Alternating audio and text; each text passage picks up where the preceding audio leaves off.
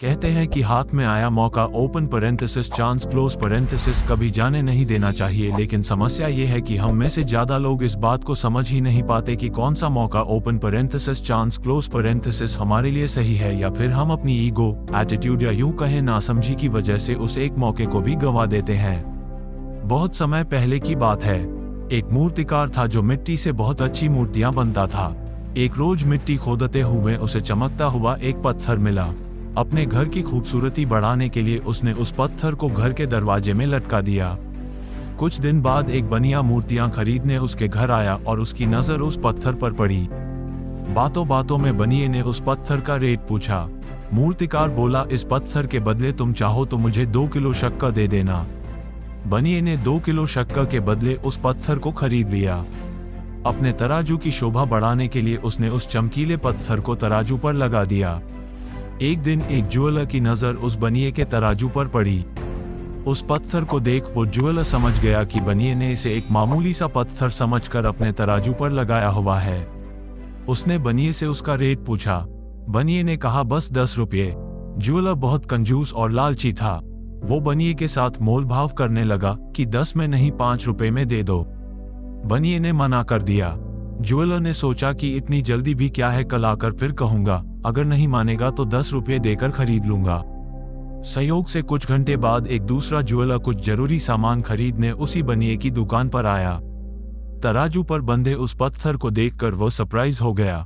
उसने सामान खरीदने के बजाय उस चमकीले पत्थर का रेट पूछ लिया। बनिए के मुंह से 10 रुपये सुनते ही उस ज्वेलर ने तुरंत 10 रुपये में वो पत्थर खरीद लिया और वहां से चला गया।